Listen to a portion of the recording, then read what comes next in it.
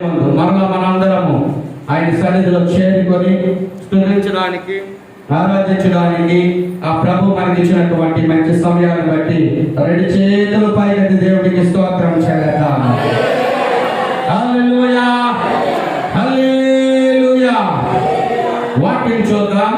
కిందటి ఆదివారం నాడు ఏం చెప్పానండి? ఏం చెప్పాను? ఇరుకైన మార్గం కోసం చెప్పాను. ఈరోజు నేను పాత్ర, వెజల్, మంచి పాత్ర గురించి కొన్ని మాటలు మనం చూడాలి, నేర్చుకుందామని ప్రభు మాకు తెలియజేయాలని ఆశిస్తున్నాను. ఎందుకంటే ఈ వారం మనకి సంస్కరణ కూడా ఉంది. ఒకవేళ నాకు టైం చాలకపోతే నెక్స్ట్ వీక్ ఇదే మెసేజ్ నేను కంటిన్యూ చేస్తాను. కొన్ని మాటలు మనం చూద్దాం. పాత్ర కోసం. పాత్ర అంటే మనందరికీ తెలుసు. మన పూర్వం నుండి భారతీయులకి చాలా సాంప్రదాయాలు కలిగిన దేశంలో మనము పుట్టాం. సంస్కృతి సాంప్రదాయాలకు మరి నిలయమైనటువంటి స్థానం భారతదేశం. ఇప్పుడప్పుడు వెస్ట్రన్ కల్చర్ వచ్చి భారతదేశాన్ని పాడు చేసింది. భారతదేశానికి వెస్ట్రన్ కల్చర్ వచ్చింది. ఇప్పుడు ఎక్కడ చూడండి, సెల్ ఫోన్లో చూస్తే ఎక్కడ చూసినా టిక్ టాక్. ఏది కనపడుతుంది? Tick talk. ప్రతి ఒక్కరు టిక్ టాక్ చేయడం ఎందులో పెడుతున్నారు? సోషల్ మీడియాలో పెడతా ఉన్నారు. ఎన్ని లైక్స్ వస్తున్నాయో, ఎన్ని కామెంట్స్ వస్తున్నాయో, ఎంతమంది చూస్తున్నారో అవి చూసి ఆశ్చర్యపోతూ ఉన్నారు. అందులో పనికొచ్చిన ఉన్నవి 5% అయితే పనికి మాలినవి 30% టిక్ టాక్ లో చేస్తూ ఉన్నారు. ఇదొక పెద్ద దెయ్యమండి. ఇప్పుడు ప్రతి వాళ్ళు టిక్ టాక్ చేస్తూ ఉన్నారు. రెండో దెయ్యం ఏంటంటే డ్యాన్సులు అండి. ఏంటంటే రెండో దెయ్యం డ్యాన్సులు. ఎక్కడ చూసినా డ్యాన్సులే. ఎక్కడ చూడండి, ఒకప్పుడు పెళ్లి కూతురు సిగ్గుపడి చాలా చక్కగా సాంప్రదాయపరంగా ఎక్కడికి వెళ్ళిందండి? పెళ్లి మండపంలోకి వెళ్ళింది. ఇప్పుడు పెళ్లి కూతురు ఎంత రచ్చ చేసి డ్యాన్స్ చేస్తే అంత హైలైట్, అన్ని లైక్లు. ప్రతి పెళ్లిలో కూడా ఎక్కడ చూడండి ఇప్పుడు ఏమవుతుంది? మన సారిపిల్లి వెళ్ళాం. సారిపిల్లి ఒక మ్యారేజ్ అయితే నన్ను పిలిచారు వాక్యం చెప్పడానికి. నా భార్య నేను వెళ్ళాం. నాకు ముందే చెప్పారు, చిన్నబాబు గారు అమ్మగారు రావాలా, అమ్మగారు వచ్చి పెళ్లి కూతురుని తయారు చేయాలా, అమ్మగారిని చీర కట్టాలా, అమ్మగారిని మేకప్ వేయాలని కండిషన్ పెట్టారు.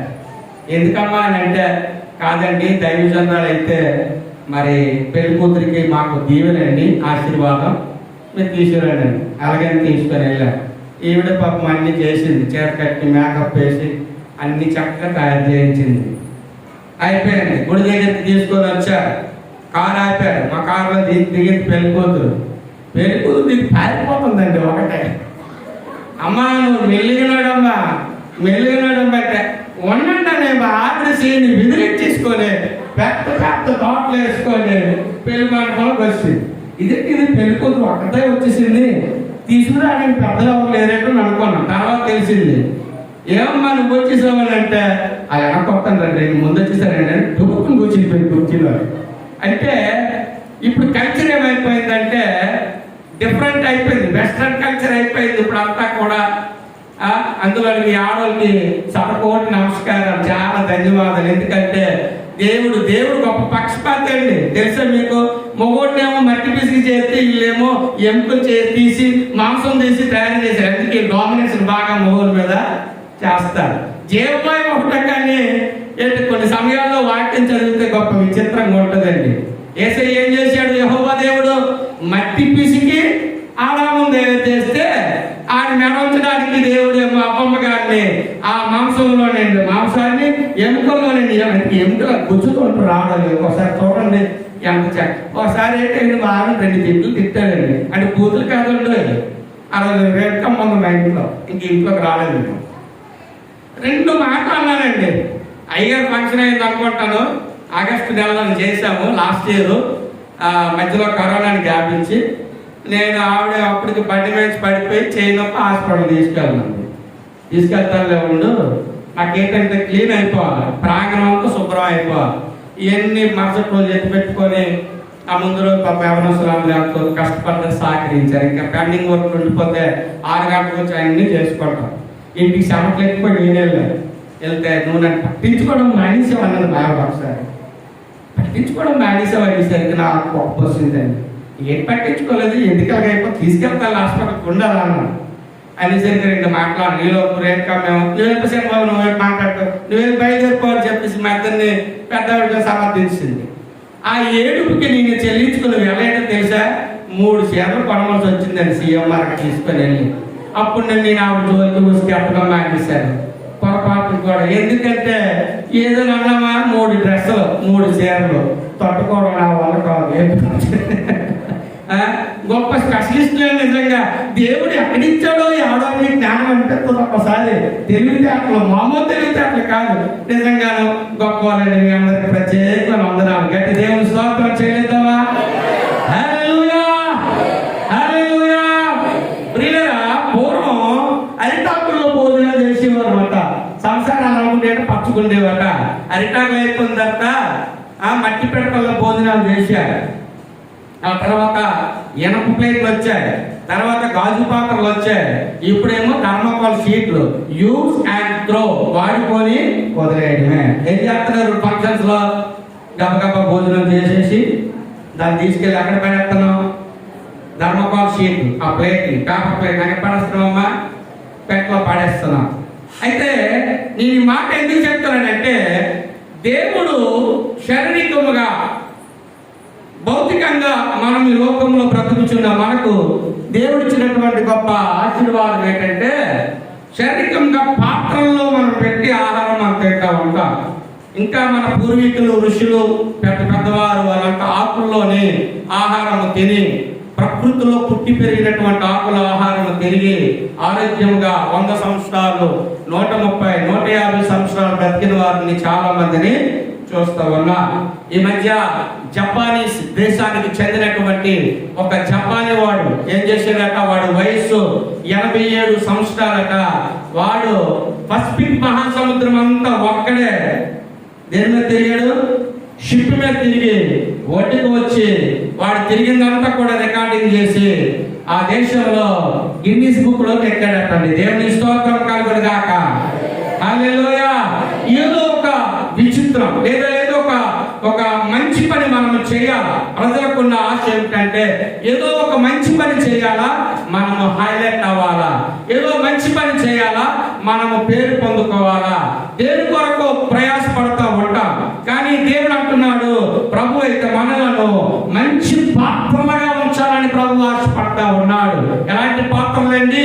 ఆధ్యాత్మికముగా దేవుని కొరకు పరిశుద్ధమైన పాత్రలుగా, ఆయన రక్తము చేత కడగబడిన పాత్రలుగా, రక్షణ పాత్రలుగా, కిరీట పాత్రలుగా, ద్రవ్యమిచ్చే పాత్రలుగా, అభిషేకించబడిన పాత్రలుగా మనము ఉండాలని దేవుడు ఆశపడతా ఉన్నాడు. నమ్మిన వారు దేవుని స్తోత్రం చేద్దాము. హల్లెలూయా హల్లెలూయా. ప్రియ దేవుని బిడ్డలారా, వాక్యములో చూసినట్లయితే దేవుడు చాలా విషయాలు మనకి తెలియజేస్తూ ఉన్నాడు. నేను ఒక 10 నిమిషాల్లోనే నా వాక్యాన్ని ముగించేస్తాను, మిమ్మల్ని ఇబ్బంది పెట్టను. వచ్చే వారము వాక్యం కంటిన్యూ చేసుకుందాం. ఎందుకంటే ఈ వారం మనకి సంస్కరణ ఆదివారం కనుక మరి మనకు ఆ కార్యక్రమం కూడా మన ముందు ఉంది కాబట్టి మనం ముందుకు త్వరగా వెళ్దాం. సామెతలు 19వ అధ్యాయము 24వ వచనం. సామెతలు 19వ అధ్యాయము. సోమరి పాత్రలో చెయ్యి ముంచినే గాని తన నోటికి దాన్ని తిరిగి ఎత్తనే ఎత్తడు. చాలా సోమరి, జాగ్రత్తగా విందాం. దేవుడు ఏమన్నాడు? ఏదోను వనములో ఆదామవ్వలను ప్రభు దేవుడు సృజించి ఏం చేశాడండి? చక్కటి ఆహార పదార్థాలు, మంచి పళ్ళన్నీ కూడా దేవుడు ఇచ్చాడు.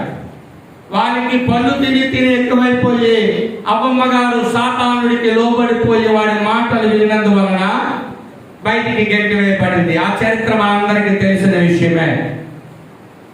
అక్కడి నుండి దేవుడు ఏమన్నాడంటే, మరి అబ్బాయి నువ్వు కష్టపడకుండా, అంటే నువ్వు చెమటోర్చకుండా నీవు నీ ఆహారాన్ని సంపాదించుకోనలేవు. నీ భార్య అయిన అవ్వమ్మ మరి పురిటిలో పురు పడవకుండా బిడ్డలకి జన్మ ఇవ్వడానికి అవకాశం లేదు. ఈ 2 శాపనార్థాలు స్త్రీ పురుషులకి ఏదైతే వనములో ఆదామవ్వలు చేసిన పొరపాటు వలన దేవుడు శపించి భూలోకానికి గెంటి వేశాడు. నమ్మిన వారు దేవుని స్తోత్రం చెల్లిద్దాం. హల్లెలూయా, హల్లెలూయా.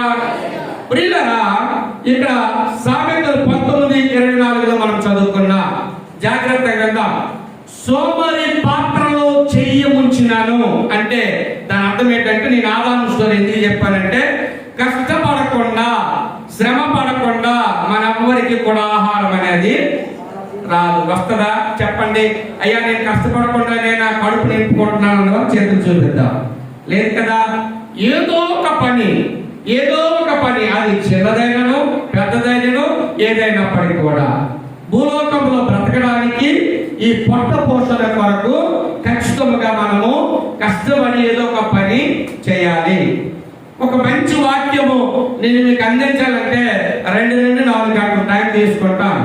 ముందు రెఫర్ చేస్తాను 2 గంటలు, తర్వాత మళ్ళా 2 గంటలు, గంటన్నర దాని మీద నేను టైం స్పెండ్ చేస్తాను. దీన్ని ఎలా అటెంప్ట్ చేయాలి మీ అందరికీ శరీరం కోసము తెలిసినేమో కానీ మీ మనసుల కోసం, మీ హృదయాల కోసం, ఆత్మల కోసం, మీ నాటి కోసం తెలిసినప్పుడు పాస్టర్ గారు ఒకడే.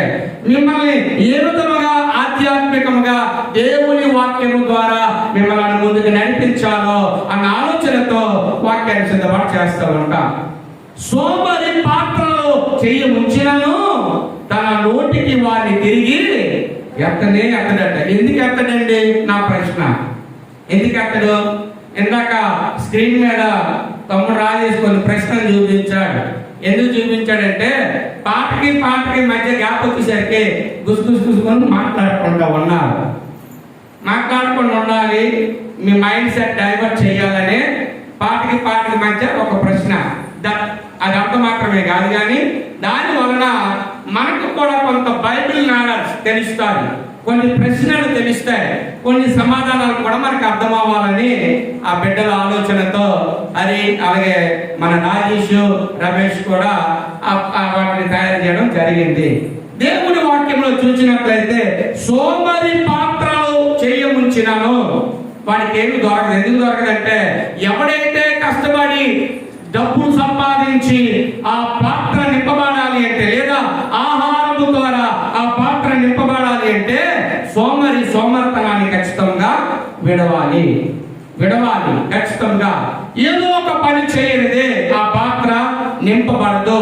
సోమరి వాడు పని చేయకపోతే ఆ పాత్రలోని ఆహారం తిందామనుకున్నా, తీసి పైకి చూపిద్దామనుకున్నా వాడు చేయ ఎత్తడానికి కూడా ఏ రకమైనటువంటి అవకాశం ఉండదు. ఎందుకంటే అక్కడ ఖాళీ పాత్రతో ఉండిపోయింది కాబట్టి నింపైన పాత్రగా ఉంచబడాలి అంటే సోమరి తన సోమరితనమును విడిచిపెట్టి కష్టపడి చెమట ఊర్చి పని చేయాలని దేవుని వాక్యము మనకి హెచ్చరిస్తుంది. నమ్మిన వారు దేవుని స్తోత్రము చెల్లిద్దాము.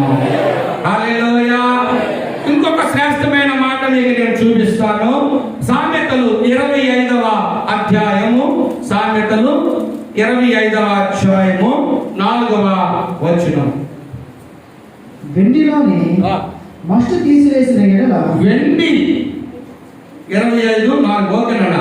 వెండిలోను మస్టు తీసిన ఎడల పుటము వేయవాడు పాత్ర ఒకటి సిద్ధపరచును. నమ్మిన వారు గట్టిగా దేవుని స్తోత్రం చెల్లిద్దాము. చాలేదు, ఇంకా గట్టిగా చెప్తాం. హల్లెలూయా, హల్లెలూయా. వెండిలోని మస్తు అంటే వెండి దానిలో ఉన్న మస్తు లేక మలినం, దాంట్లో ఉన్న చెత్త, కంటికి కనిపించిన చెత్త మిళితమైపోయి ఉన్న వెండిలో ఉన్న మస్తు బయటికి తీయాలి అంటే ఖచ్చితంగా దానికి పనిచేసి అగ్గిలో పెట్టి కాల్చే ఆ కంసాలు వాడి దగ్గరికి పోయినప్పుడు ఆయన ఏం చేస్తాడంటే ఆ వెండిలో ఉన్నటువంటి మస్తంతా తీసేస్తాడు. దానిని పరిశుభ్రమైన స్థలంలో ఉంచాలంటే పుట్టమి వేయవాడు అంటే అగ్ని చేత పుట్టమి వేస్తాడు, కాలుస్తాడు. ఆ వెండిని బాగా కాలితేనే ఆ వెండి కరగబడతాది. కాల్చకబడకపోతే ఆ వెండి కరగబడదు. అది కరగాలి అంటే బంగారమైన వెండి అయినా కరగాలి అంటే అగ్గితో వాడు బాగా పుట్టమి వేస్తాడు. పుట్టమి వేయవాడు పాత్ర ఒకటి సిద్ధపరుస్తాడట. పాత్ర మనం మాట్లాడుకుంటున్నది పాత్ర కోసం చెప్తా ఉన్నాను, జాగ్రత్తగా విందాం. పాత్ర సిద్ధపాటు చేస్తాడు. ఎందుకంటే మస్తు నుండి వేరు చేయబడినటువంటి ఆ వెన్నెని తీసి పరిశుభ్రమైన పాత్రలో వాడి పెడతాడు. జమ్మిన వారు దేవుని స్తోత్రము చేద్దాము. హల్లెలూయా. సముద్రం అంటే అందరికీ ఒకటేనట్టండి కదా. సముద్రం మనందరికీ చూస్తాం. సముద్రం మనందరికీ ఒకటే. ఈతొచ్చినాడు, టెక్నాలజీ ఉపయోగించుకున్నాడు, సముద్రపు అడుగులో ఉన్న ముత్యం సంపాదిస్తాడట. ఈత రానాడు వల వేసి చేపలు పట్టుకుంటాడు. ఇంకా దేనికి పనికిరానాడు ఏం చేస్తాడు? ఒడ్డు నుండి ఆ సముద్రపు అలలకు ఆటుపోట్లకు కాలు మాత్రం తడుపుకుంటాడు. అంటే మన జీవితంలో దేవుడు మనకిచ్చిన అవకాశాలను, దేవుడు మనకి ఇచ్చినటువంటి ఆ శ్రేష్టమైన పాత్రలుగా పిలువబడుతున్న మనము, శ్రేష్టమైన పాత్రలుగా ఆయన రక్తంలో కడగబడినటువంటి మనము ఏం చేయాలా? దేవుడు మనకిచ్చిన కృపను బట్టి వాటిని సరైన విధంలో మనము దానిని ఉపయోగించవలసిన వారమే ఉంటాం. బతకిష్టుల వలె, సోమరిపోతుల వలె మనం ఉండకూడదు. యాక్టివ్ పర్సన్స్ గా మనం ఉండాలి. ఉత్సాహము చూపే స్త్రీలుగా. ఇదిగో యెరూషలేము స్త్రీలు చాలా చురుకైన వారు, వారు చాలా చురుకైన వారని వాక్యములు సాధించిన రీతిగా చురుకుగా ఉండ గొప్ప భాగ్యమని వాక్యములు సామెతల గ్రంథంలో సొలొమోను భక్తుడు సాధించిన రీతిగా చురుకైన స్త్రీలుగా, చురుకైన పురుషులుగా ఉండి ప్రభు పనిలో దేవుడు మనకు అప్పగించిన బాధ్యతలు నిర్వర్తిస్తూ నమ్మకమైన పాత్రలుగా మనము ముందుకు పోయినప్పుడే మనం ముత్యాలు పట్టుకోగలం. చప్పట్లు కూడా దేవుడి నామాన్ని మహిమపరుస్తామండి. హల్లెలూయా, హల్లెలూయా. ఒక రాజుగారు ఇంటర్వ్యూ పెట్టాడట. ఇంటర్వ్యూ పెట్టి ఎవరికైతే కావాలో కోరుకోండి, నేను ప్రపంచంలో చాలా ధనవంతుడు అయిపోయానని చెప్పాడట. చాలా మంది యవనస్తులు వెళ్ళారట, పేదవారు వెళ్ళారట, డబ్బులు ఉన్నవారు కూడా వెళ్ళారట. ఏదో ఎక్కడ అనేసరికి ఎంత ఆస్తున్నా ఫ్రీ అనేసరికి వెళ్ళాలని మనసు కలిగేస్తుంది అందరికి. అందరూ వెళ్ళిపోయారట. అయ్యా నాకు ఉద్యోగం కావాలి, నాకు బంగారం కావాలి, నాకు వెండి కావాలి, నాకు మోటార్ సైకిల్ కావాలి, నాకు కారు కావాలి, నాకు ఫ్యాన్ కావాలి, ఎవరికి ఏంటి కావాలి ఇచ్చేయాలని చెప్పాడట రాజుగారు. కానీ ఒకడు ఆలోచించాడట, చాలా తెలివైన పేదోడే కానీ పూరు గుడుసులో నాడు జీవిస్తాడు. తెలివితేటలు మాత్రం చాలా రిచ్. ఆ పేదోడు సమయం వచ్చింది. రాజుగారు అడిగారట, ఒక అబ్బాయి అందరూ ఏదో అడిగారు, అందరికి ఇచ్చారు, వాళ్ళందరికంటే చాలా పేదోడుగా నువ్వు కనబడతా ఉన్నా, నీకేం కావాలి చెప్పని రాజుగారు అడిగారట. అప్పుడు రాజుగారితో వాడు అన్నాడట, అయ్యా నేను కోరుకున్నది ఒకే ఒకటి అయ్యా. ఏం చెప్పరా, త్వరగా నాకు టైం అయిపోతున్నా అన్నాడు రాజు. ఏమీ లేదండి, ప్రతిరోజు మధ్యాహ్నము మీరు నా ఇంటికి వచ్చి భోజనము చేసి వెళ్ళిపోండి సార్ అన్నాడట. ఏంటన్నాడమ్మా? భోజనం చేసి వెళ్ళిపోండి సార్, మీరు నాకు ఏంటి ఇబ్బంది అన్నదట. నాకు తెలియనట్టు చూడండి అనేసరికి రాజుకి అర్థం కాలేదట. రే నేను రాజురా, నేను ఈ దేశంలో ఉన్న వారి అందరూ అవసరం లీడ్ తీరుస్తున్నాను, నువ్వేమో నీ ఇంటికి నన్ను భోజనానికి రమ్మంటున్నావు. అది ఒకరోజు కాదు, రోజు వచ్చి నేనేం పెడతాను అది తిరిగి వెళ్ళిపోండి రాజుగారు, అదే నా కోరిక అండి, అదే నా కోరిక అండి అని చెప్పి నొక్కు నొక్కు చెప్తున్నావు అని చెప్పి అన్నాడట రాజుగారు. సరే వస్తాలే ఏదో అన్నాడట.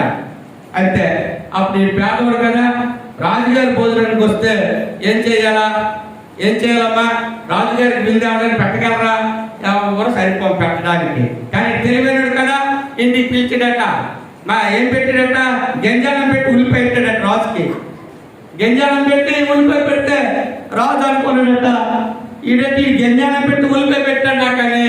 సర్లే నేను వస్తానని మాట ఇచ్చాను, తింటానని మాట ఇచ్చాను ప్రజలందరి ముందు, నేను మాట తప్పకూడదని రాజుగారు ఆ గంజాలం ఉల్లిపాయ నంచుకొని ఆడు చూసుకొని తిన్నాడట.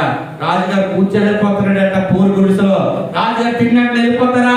వెళ్ళిపోలేరు కదా, కాస్త విశ్రాంతి తీసుకోవాలి. నోటి మంచం వేశాడట.